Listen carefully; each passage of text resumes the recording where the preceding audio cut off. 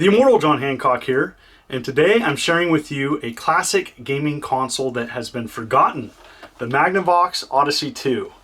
This was the first classic gaming console that I amassed a complete collection of. Today I'm going to be sharing my collection, some gameplay of my favorite games. Let's check it out. So here it is. This is my North American Magnavox Odyssey 2 collection. This console was considered second generation and competed with the Atari 2600 and the Intellivision. It is known as the Philips VideoPack G7000 in Europe, as well as in Brazil it was the Philips Odyssey. And so there's several different models that were made with slight variations, two major box variations. I'm sure there's more than that. And it had really cool artwork that was definitely unique for the console. I love that about it. That is a package console. Typically it came bundled with black or silver controllers, some attached, some not. And so that is something to note.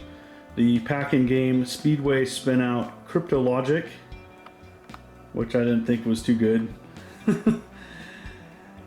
This is a rare accessory for the Magnavox Odyssey 2, the voice, and it added voice to several games. It was a cool accessory, and more importantly, it worked. I have two in my collection, one box, one unboxed. This is the console itself. It's been modded to have AV out, and so that's nice for capturing video. This is a rare accessory, the dust cover, which I got a while back on Atari Age. Here's a couple other rare things. They did make a Wico adapter in which you could use a 2600 controller or 9-pin on the Odyssey 2. And this is a rare button that was sent to me. The Odyssey 2 was the official game for the 1982 World Fair. So I thought that was pretty neat. A couple other rare things before I get into the games. This is a shipping box. This is a hand control replacement in box. And you know, it came with various packaging and all sorts of things. You could be part of a club and get a magazine.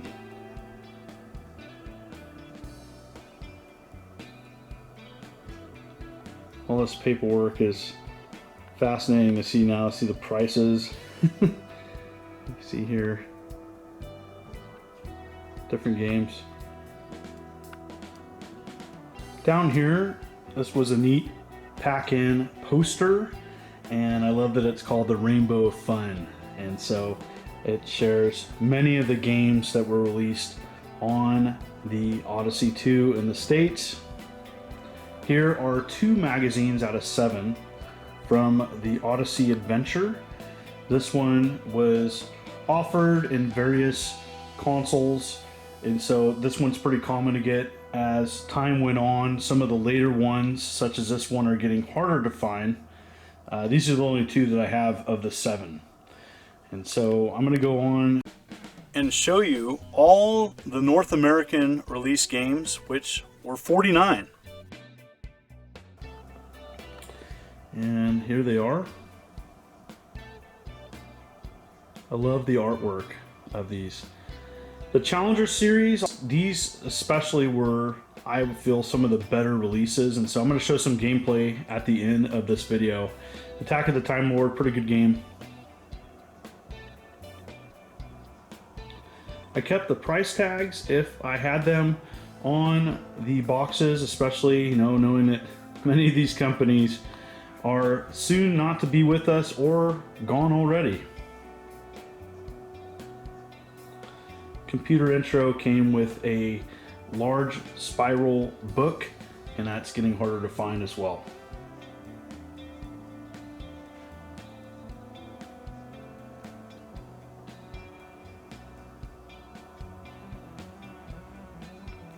Freedom Fighters, another one of my favorites.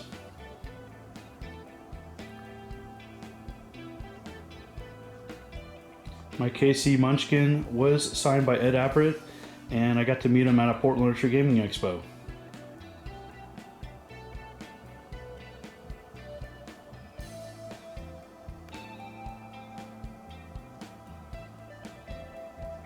Monkey Shines. This was another Challenger Series game.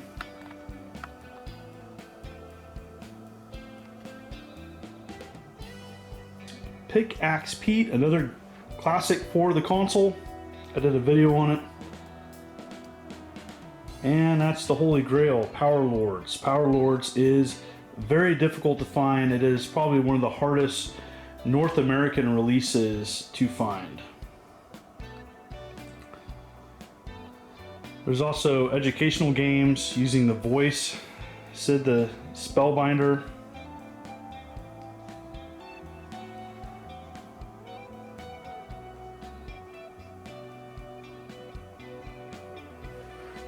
Turtles, an arcade conversion, pretty fun.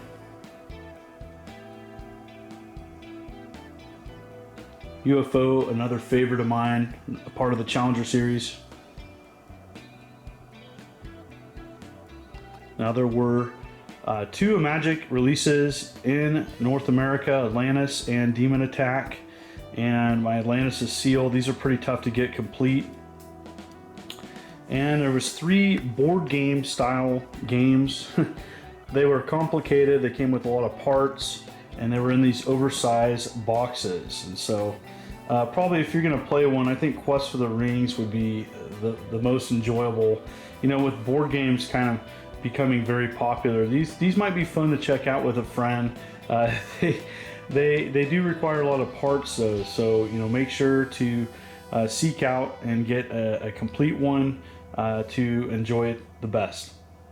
Here is what a complete game looks like, and it comes with a outside cardboard box in the United States, and it came with a full color manual. And what's kind of cool about the cartridges is that they had a handle, you could pull them out, and it's really unique design. And it just really, the aesthetics of everything really attracts me to collect this. Japanese releases were just North American games slapped with a label on the spine, and I have one, and that's Pickaxe Pete. Pretty tough to get these days. Overseas, and I do believe Canadian releases, this is Monkey Shines, came in these plastic cases. And so these are getting harder to find because many homebrew and hobbyist people making games try to recycle the cases for their releases. And so finding one in good shape is difficult now. There's various places that sell merchandise and things connected to the Odyssey 2. Pack Rat Video Games is one of them.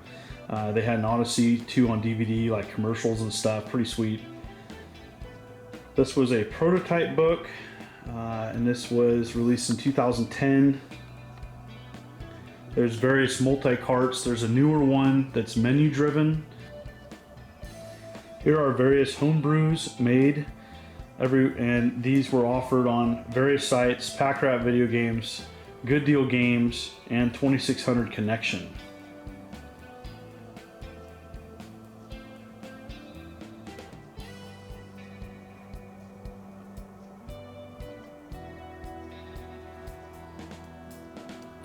Robot City was one of the first aftermarket games I did purchase, and it's really cool. It's kind of a neat strategy game. Prototype Reproductions, this is one of them. Released, this game was made in the 80s, the ROM was found, and then it was released to the public. Ralph Baer's Pinball. I have the original Classic Gaming Expo release, and then later on there was a release by Good Deal Games at PRGE. Those are signatures from Ralph Baer himself. So it's kind of neat that he made a pinball game for the Odyssey 2. These are other various releases.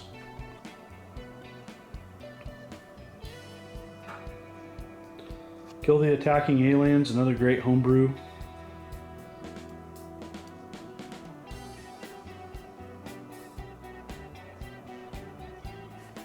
Alright, I'm going to show you some gameplay from some of my favorite games.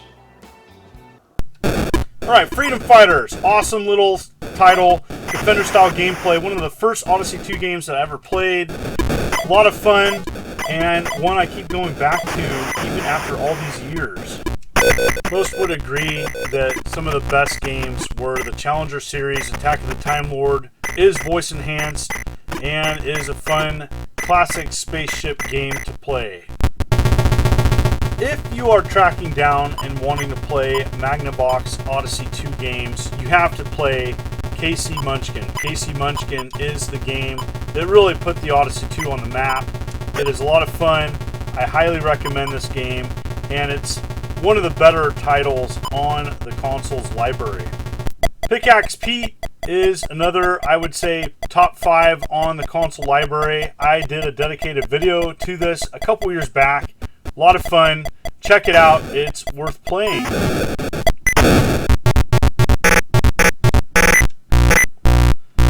Another timeless classic is Killer Bees. Very creative game.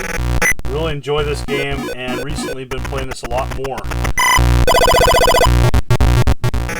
So, there you have it. That is my collection and some of my favorite games. What did you think? Is this something you knew about? Is this something new to you? Comment below, as I would love to hear from you, and thank you for all the support. It is most appreciated. You folks are wonderful and beautiful. This is the Immortal John Hancock. Have a good day, and you take care.